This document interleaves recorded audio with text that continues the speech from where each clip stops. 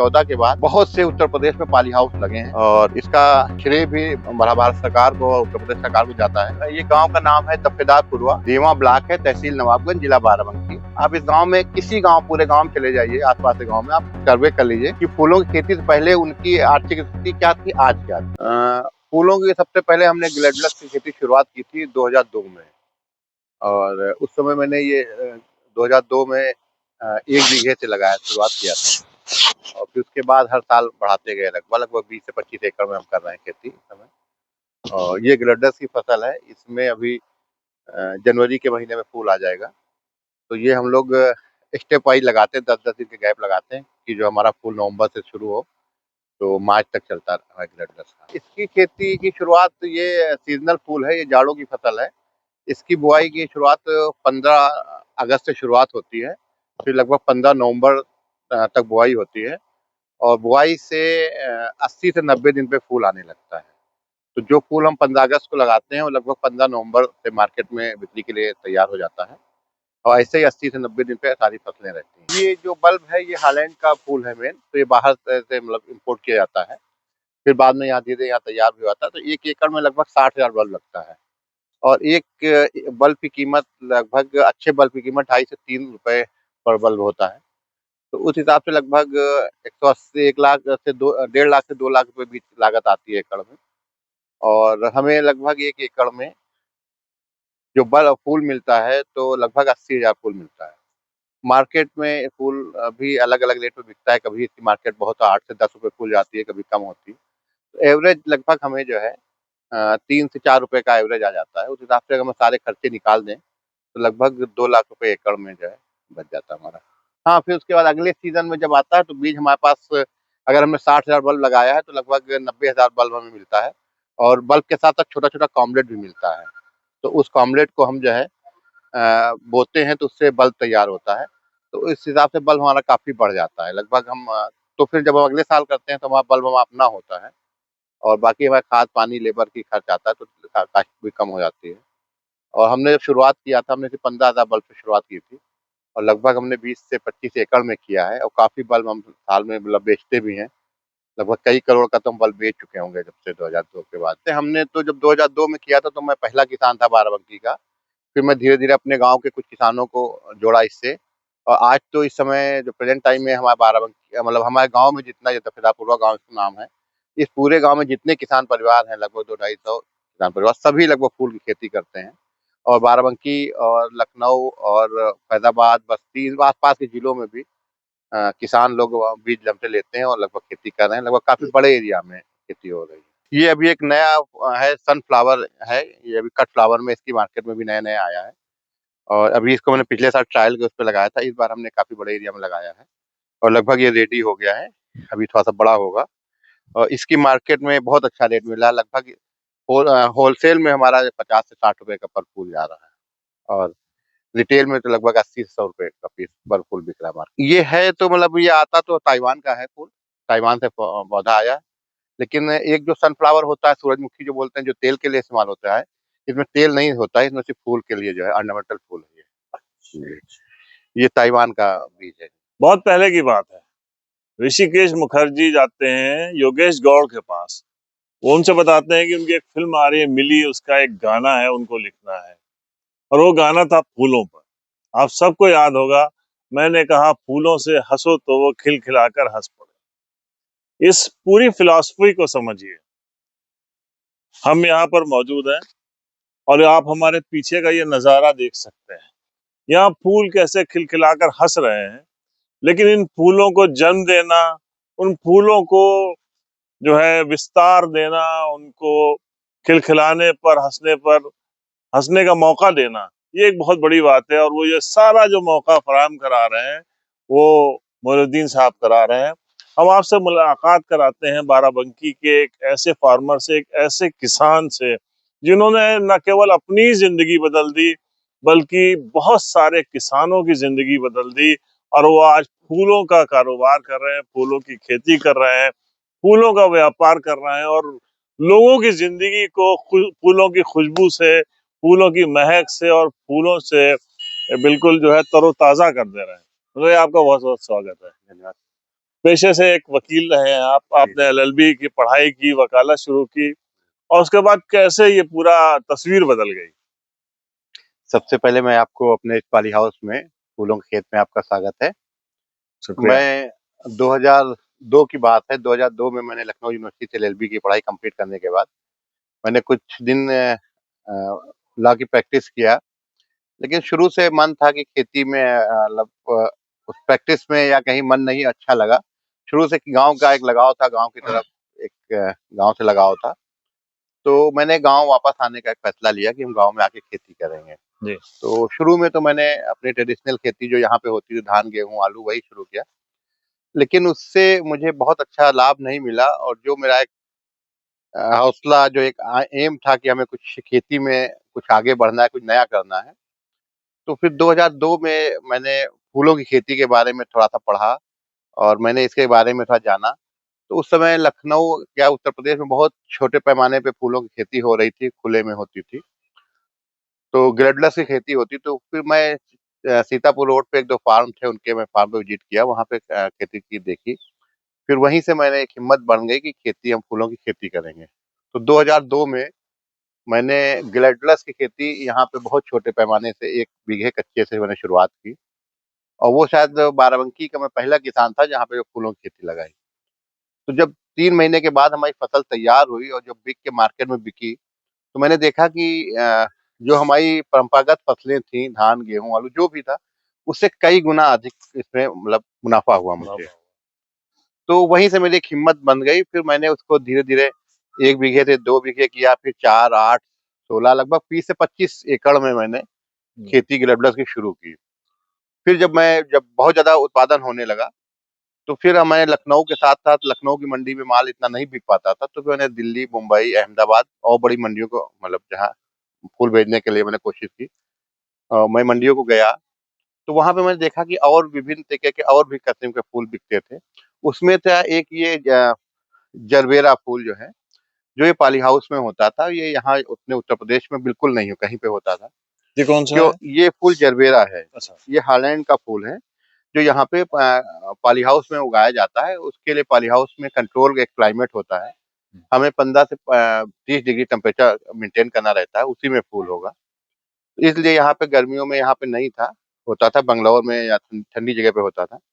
लेकिन मैंने 2009 में अपना एक पहला पॉली हाउस लगाया, जिसमें हमने ये फसल शुरू की। उससे पहले मैं ग्लैडुलस करता ही था, और मैं साथ-साथ अपने गाँव के जितने किसान थे, परिवार थे, सबको मैंने फूलों की खेती से जोड़ा, और सबने लगभग ग्लैडुलस की खेती शुरू की, और बड़े पैमाने पे लगभग अपने बाराबंकी, हमारे गाँव से लगभग 50 से 60 हज़ार फूल पर डे जो है, दिल्ली, मुंबई, लखनऊ की मार्केट में बिकने के लिए जाता था।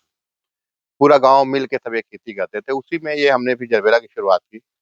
जरबेरा की शुरुआत जब 2009 में की, मैं पहला था, उसके लिए मुझे पूरा पूरा पॉली हाउस बनाना था। ये पौधे भी हॉलैंड से तब आते थे, यहाँ पे डायरेक्ट नहीं होते थे। फिर मैंने 1-2 कंपनी पूना की थी, उनसे मैंने कॉन्टैक्ट किया, तो वो वहाँ से कंपनी आई, उन्होंने पॉली हाउस बनाया, 2009 में शुरुआत किया। तो जब मैंने 2009 में मैंने पहले सिर्फ़ 1000 स्क्वायर मीटर पॉली हाउस से शुरुआत की थी, तो मैंने देखा कि जब 1 साल बाद, 3 महीने बाद हमारी फसल तैयार हुई, और साल भर का मैंने बिक्री का और खर्चे का देखा, तो लगभग 1000 स्क्वायर मीटर का जो यहाँ का 1 बीघा कच्चा होता है, उससे लगभग हमारा 5 लाख रुपए का नेट प्रॉफ़िट हुआ साल का। तो शायद ये रकम मेरे लिए बहुत बड़ी थी। तो एक वहीं से हिम्मत बन गई। फिर मैंने 2 पॉली हाउस और बनाए, और इस समय 1 एकड़ में हम पूरा पॉली हाउस की खेती कर रहे हैं, और ये हमारे फूल जो है इस समय दिल्ली और लखनऊ की मार्केट में बिक्री के लिए जाते हैं। अच्छा, एक चीज़ और पूछना चाहते हैं, ये पूरा जो प्रोसेस था जी, जी। कि पौधों के लिए कहाँ से पौधे लाए हुँ। जाएँगे, कैसे इनके बीज, जो भी प्रोसेस इसका जी, होता जी। है वो क्या है? और जैसे आप बता रहे हैं हॉलैंड से, और कौन-सी कंट्री से आते हैं, और किसके थ्रू ये किसानों तक पहुँचते हैं? इसका प्रोसेस क्या है? इसका प्रोसेस, जैसे पॉली ये जरबेरा का प्रोसेस है, जब मैं 2009 में लगाया था, तब ये डायरेक्ट हॉलैंड से पौधा इम्पोर्ट करके मँगाया जाता था। तो ये कुछ कंपनियाँ थी, जैसे पुणे की कंपनी है केफ बायो प्लांट, और 1-2 कंपनी फ्लोरा, राजेसाइन, ये कंपनी, ये किसानों को पौधा प्रोवाइड कराते थे, और वहीं की कंपनियाँ पॉली हाउस बनाती थी। तो जब मैं 2009 में शुरू किया, तो किसी को उम्मीद नहीं थी कि यहाँ पे इतने गर्म क्लाइमेट में जो है यहाँ पे ये फूल हो पाएगा। लेकिन जब हमने किया सक्सेसफुली, अपना नेचुरली वेंटिलेटेड में हमने फ़ागर लगाए उसमें सब ठंडा करने के लिए गर्मियों में। तो क्या-क्या इस पॉली हाउस में क्या-क्या होता है? कैसे इसमें इनको टेम्परेचर कैसे मेंटेन करते हैं? इसमें हमारा तो जो वाटर का सिस्टम है, 3 लेयर वाटरिंग होती है। ये पौधा लगाया जाता है, हर 30 सेंटीमीटर पर पौधा लगता है जी। और हर पौधे पे ये ड्रिप लाइन डाली जाती है। अच्छा, ये पड़ी हाँ, हुई ये है। ड्रिप लाइन पड़ी है। ये हर इस ये ड्रिप लाइन है। हाँ। ये 30 सेंटीमीटर, हर 30 सेंटीमीटर पे ड्रिप होती है। इससे पानी जो है जब हमें देना होता है, हर पौधे को पानी ड्रिप इरिगेशन के थ्रू जो है पानी पौधे को मिलता रहता है। और पानी के साथ-साथ जो हमें इसकी फर्टिलाइज़र की रिक्वायरमेंट होती है, वो फर्टिलाइज़र भी जो है वो उसी से वाटर सॉल्युबल फर्टिलाइज़र पानी के साथ हम डालते रहते हैं, तो पानी के साथ पौधे को फर्टिलाइज़र भी मिलता है। एक इरिगेशन का ये सिस्टम हुआ। दूसरा एक ये शावरिंग का होता है, जब बहुत गर्मी होती है, जब मिट्टी सूख जाती है, तो हम पानी से फव्वारा पाइप से शावर लगा के इसपे हम शावरिंग करते हैं, हर मिट्टी को मतलब गीला रखते हैं। उसके बाद तीसरा होता है ये फॉगर लगे हुए हैं। जी। ये फॉगर जब टेम्परेचर बहुत बढ़ जाता है, तो हम फॉगर चलाते हैं, तो पानी जो है बिल्कुल फॉग में बदल जाता है। तो एक फॉग की इसमें बिल्कुल एक लेयर बन जाती है, गर्मियों में करते हैं स्पेशली। तो ये है कि जब उस समय टेम्परेचर 10 डिग्री डाउन हो जाता है। फिर इसके ऊपर एक शीट है, ये पॉली शीट है। जी। ये 200 माइक्रोन की पॉली शीट होती है, जो इज़राइल से आती है। यहाँ पे इज़राइल से आती है। ये 200 माइक्रोन की शीट होती है। इसके ऊपर भी एक स्प्रिंकलर लगा होता है। जब गर्मी बहुत बढ़ती है, तो शीट और पाइप गर्म होते हैं, तो इसपे स्प्रिंकलर से पानी हर वक़्त इस पे गिरता रहता है। तो इससे शीट ठंडी रहती है। फिर ये नेट लगा होता है।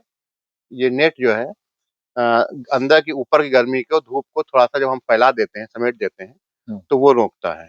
इससे लगभग हम जो है अगर 45 डिग्री टेम्परेचर जाता है, तो हम 35 डिग्री टेम्परेचर तक के इसको ले आते हैं। तो ये फसल जो है साल भर हो जाती है। इसको एक बार लगाने के बाद इस फूल की सबसे खासियत ये है, कौन-कौन से फूल यहाँ पे लगे हुए हैं? यहाँ पे सिर्फ़ अभी ये जरबेरा फूल लगा हुआ है पॉली हाउस के अंदर। इसमें वैरायटी अलग-अलग, कलर्स अलग हैं। जैसे अच्छा, येलो है। सारे इन हाँ, फूल ये के सबका नाम कलर्स अलग-अलग हैं। कलर अलग है, जरबेरा है। जैसे उधर पीछे येलो लगा है, ये रेड है, व्हाइट है। व्हाइट में 2 कलर, एक ब्लैक व्हाइट, ब्लैक सेंटर है, एक व्हाइट येलो सेंटर है। जी। फिर उसके बाद पिंक है, फिर ऑरेंज है, फिर एक मजेंटा कलर है, रानी है। हाँ। तो ऐसे कलर हैं जिनकी मार्केट में कमर्शियली बहुत ज़्यादा डिमांड रहती है। हम वो ये लगे हैं। इसमें लगभग 6 वैरायटी के फूल लगे हैं जी। और 1 एकड़ पॉली हाउस से हम लगभग 2500 फूल पर डे जो है निकालते हैं। और इसका एवरेज रेट जब ये शादी-ब्याह का टाइम होता है, किसी क्रिसमस, न्यू ईयर का टाइम होता है, तो काफ़ी महँगा बिकता है। लगभग 10 से 12 रुपए फूल पर फूल बिकता है और ऑफ सीज़न में 3 से 4 रुपए का बिकता है। तो लगभग हमारा साल में सब खर्चे निकालने के बाद 4 रुपए पर फूल का मतलब बचत आती है मेरी। तो उससे लगभग हमारा जो है, हम साल में 15 से 20 लाख रुपए 1 एकड़ पॉली हाउस से हम बचा लेते हैं। अच्छा, ये पॉली हाउस जब आप बनता है, तो हमारी स्टेट गवर्नमेंट या सेंट्रल गवर्नमेंट की जी। तरफ से क्या किसानों को उसमें मदद मिलती ये पहले 2009 से पहले हमारे और स्टेट में जैसे हिमाचल है, हिमाचल प्रदेश है, मध्य महाराष्ट्र है, जो उत्तराखंड है, इन स्टेटों में गवर्नमेंट हमें सब्सिडी देती थी किसानों को। लेकिन यूपी में पहले था कि पॉली हाउस नहीं लगेगा, मतलब नहीं हो पाएगा ये फूल जो है, तो यहाँ पे पॉली हाउस पे सब्सिडी नहीं थी। ये प्रोजेक्ट था ही नहीं, मतलब गवर्नमेंट की स्कीम में नहीं था। 2009 में जब मैंने लगाया तो मैंने भी फुल रेट पे ही लगाया था, उस समय सब्सिडी नहीं थी। लेकिन जब मैंने 1 साल सक्सेसफुली कर लिया तो 2010 में इसको गवर्नमेंट ने स्कीम में ले लिया। इस पे 50% सब्सिडी देती है गवर्नमेंट। 1 एकड़ है? Poly house 50%। 50%। लेकिन उत्तर प्रदेश में पॉली हाउस लगाने वाले पहले जी, किसान आप। पहला किसान मैं हूँ। जो बात मैंने सुनी, जो हम लोग देखते आ रहे हैं, जो अखबारों में छपता रहा, जो टेलीविजन के ऊपर दिखता रहा, उसके हिसाब से तो आपको यूपी का इन फूलों के जो खेती होती है, इसका ब्रांड एम्बेसडर होना चाहिए था। लेकिन उत्तर प्रदेश सरकार की जगह मुख्यमंत्री थे नरेंद्र मोदी साहब, जो इस देश के प्रधानमंत्री हैं, और वो गुजरात के। गुजरात के मुख्यमंत्री थे। और गुजरात में वो आपको वहां बुलाते हैं, आपको वहां बुला के वो सम्मान देते हैं बेस्ट फार्मर का। जी, जी। इसके बारे में बताइए। जब मैं 2002 से 2013 तक सफ़र किया, तो उस दौरान काफ़ी हमारा प्रिंट मीडिया और इलेक्ट्रॉनिक मीडिया ने मुझे मेरी काफ़ी सक्सेस स्टोरी छापी और काफ़ी कवरेज मुझे दिया जो है। कई काफ़ी पेपर्स में मेरा अच्छे-अच्छे आर्टिकल छपे और काफ़ी जो है फ्रंट पेज पे न्यूज़ आई। उसी में 2000 2013 में वाइब्रेंट गुजरात हुआ था। उसमें उस समय के वहाँ के मुख्यमंत्री माननीय नरेंद्र, इस समय जो हमारे भारत के प्रधानमंत्री माननीय नरेंद्र मोदी जी थे 2013 में 2013 में, जब वो मुख्यमंत्री थे, जब वो मुख्यमंत्री थे, प्रधानमंत्री बनने से पहले 2013 में मुख्यमंत्री थे, तो उन्होंने वाइब्रेंट गुजरात किया था। वो वहाँ गुजरात में हर साल एक वाइब्रेंट गुजरात होती है, अलग अलग उस पे, तो उन्होंने वो वाइब्रेंट गुजरात उन्होंने एग्रीकल्चर पे किया था। तो उसमें हिंदुस्तान से के सभी स्टेट से और सभी जिलों से दो दो प्रगतिशील किसानों को बुलाया गया था, और उसमें हर स्टेट से एक किसान को बेस्ट फार्मर अवार्ड उनको देना था। तो बाराबंकी से हमारे 2 किसान गए थे और बाकी और जिलों से गए थे, तो मुझे बेस्ट फार्मर अवार्ड मुझे ही मिला था, श्रेष्ठ किसान अवार्ड।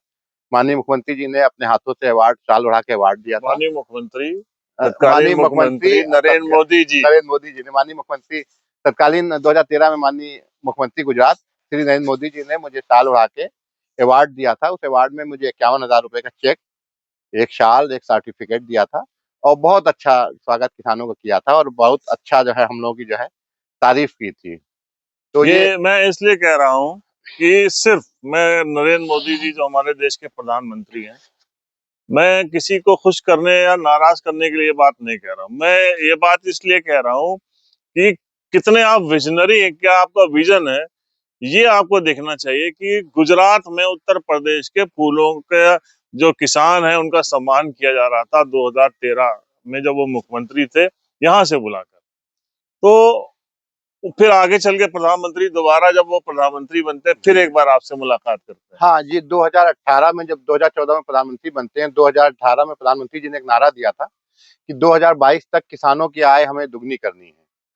तो उसमें उन्होंने उसी तरीके का उन्होंने पूरे हिंदुस्तान के जो प्रगतिशील किसान थे, जिन्होंने खेती के क्षेत्र में कोई नया काम किया है और अपनी आय बढ़ाई, उन किसानों को बुलाया गया था। उसमें उनसे उनके सुझाव मांगे गए थे कि आपने कैसे अपनी आय दुगनी की, और कैसे जो है आगे और किसानों को जो है कैसे आगे बढ़ेंगे। तो उसमें काफी किसानों को हम लोगों का प्रेजेंटेशन मांगा था, तो हम लोगों ने प्रेजेंटेशन दिया था कि कैसे आय किसान अगर दुगनी करना चाहते हैं, तो कुछ हमारी जो ट्रेडिशनल फसलें हैं उससे बढ़ आगे हट के हमें फ्लोरिकल्चर, बागवानी, या और जो ऐसी हमारी जो है फसलें हैं, जो हाईटेक फसलें हैं, उस पे अगर खेती करेंगे तो किसान, निश्चित ही किसानों की आय दुगनी होगी, दुगनी क्या 4 गुनी होगी।